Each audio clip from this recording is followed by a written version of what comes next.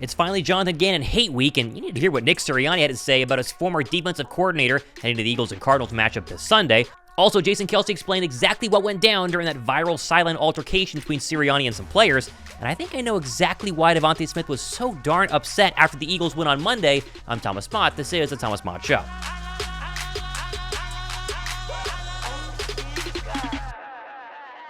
Well, fresh off his 300-yard Christmas Day performance, our quarterback Jalen Hurts, he remained in the giving mood by stopping by the Children's Hospital of Philadelphia, where he visited with the kids, took some pictures, signed some autographs, and overall tried to help brighten up their day. He then put on a Santa hat once again and gave his offensive linemen each a pretty darn good gift that had even Fletcher Cox a little jealous on the Philly podcast.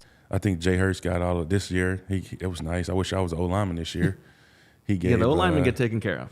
They all got Rolexes. Is that right? Okay. Yeah. So maybe I need to play O-line for Well, them. it's nice to be the people protecting the guy who makes the most money. Yeah, a couple snaps and give me a rollie, you know? I know people are a little up and down on Jalen Hurts this season. I think he's done a fine job, especially with being injured and obviously going through some offensive play call and scheming issues. But overall, we can all at least agree that Philadelphia is super fortunate to have at least gone with Jalen Hurts instead of finishing off the Russell Wilson trade that Howie Roseman tried so hard to make happen a couple of years ago. So, of course, it was vetoed by Russ himself. And obviously, I say this because today, Denver announced that they are benching Russell Wilson the final 2 weeks of the season due to Denver wanting to get out of paying him the rest of his absolutely insane, massive contract. Like, can we get 1,000 likes for the fact that Philadelphia is stuck with Jalen Hurts, even if they, I guess, originally didn't want to, and we're not stuck with the absolute, maybe worst trade in NFL history regarding Russell Wilson to the Denver Broncos from Seattle? The Eagles are in really good hands with Jalen Hurts, and we can all get 1,000 likes for that happening. Now, of course, speaking of Hurts, he did probably have his best game through the air in over a calendar month. Can we all agree, though, that one of the biggest issues regarding the Philadelphia Eagles passing attack is the lack of over-the-middle passes? Like, sure, this passing touchdown to DeVonta Smith was absolutely incredible, right? Great stuff there. But would you believe that it was the only called crossing route to Smitty the entire game versus the Giants?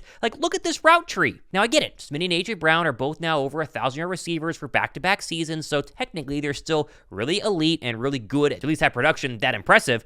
But it feels criminal that Sirianni and Johnson only use them for basically simple out routes and go routes when they should be completely abusing defenses in the middle of the field time after time after time. And it makes me wonder if this is kind of the reason why A.J. Brown and DeVonta Smith have seemingly been so upset at times during the season. They know that they can abuse teams across the middle, and yet for whatever reason, Brian Johnson, I guess the architect Nick Sirianni, don't even really use them for any sort of crossing routes, and if they do, it's a very rare occasion. Now, of course, when we're talking about being disgruntled, we're talking about those viral silent altercations between maybe DeVonta Smith, A.J. Brown, Nick Sirianni, you know, the one we talked about ad nauseum on yesterday's recap show. Well, Jason Kelce went on WIP this morning and tried to go ahead and calm things down and say it was much to do about nothing. There's a lot of publicity, I guess, being made about sideline yelling matches and guys voicing frustrations. Let me tell you, the best thing that guys can do is voice frustrations. The worst thing you can do is not tell anybody, or maybe tell a guy on the side. I think people talking is the only way you're going to get to the bottom and the root cause of, what needs to be fixed.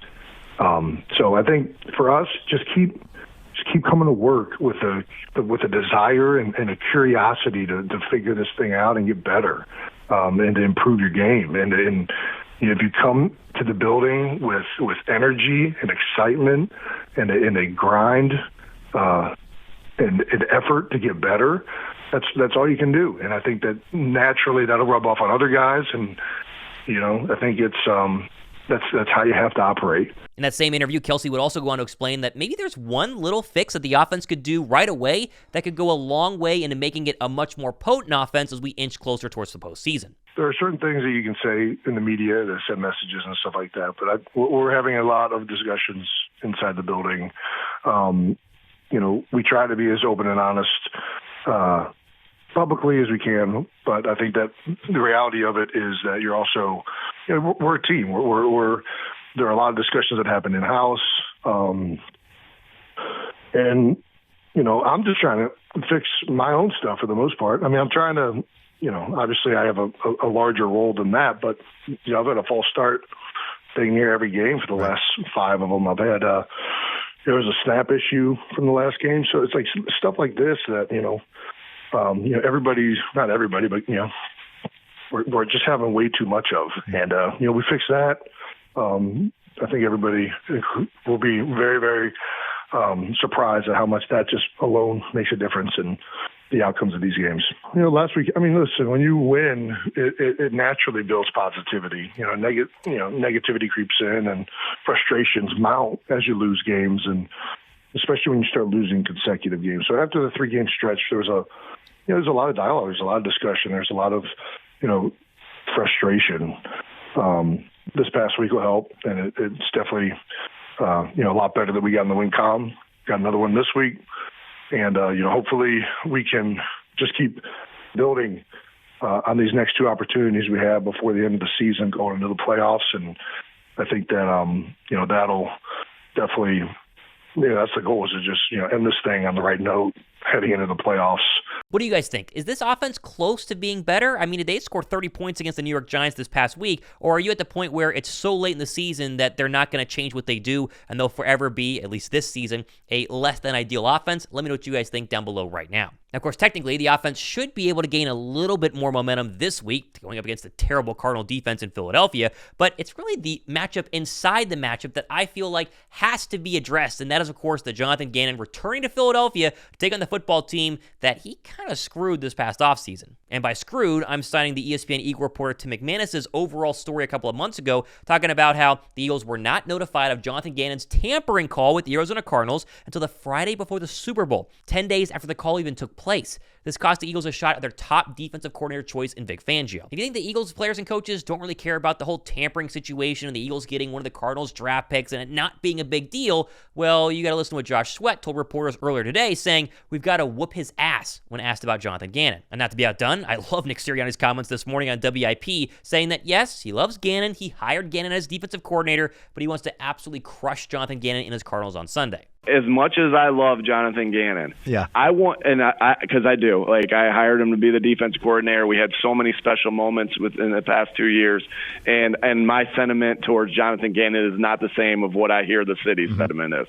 All right, I love him. All right, and I'm always rooting for him, except for obviously this week. I want him to feel so freaking uncomfortable though when he walks into that, and I'm going to tell him. I said this. I want him to feel so uncomfortable, which I'm already sensing that's going to happen when he walks in that stadium, that he never wants to come back to Philly again, even if he left some stuff in his house that he's got to go back and pick up.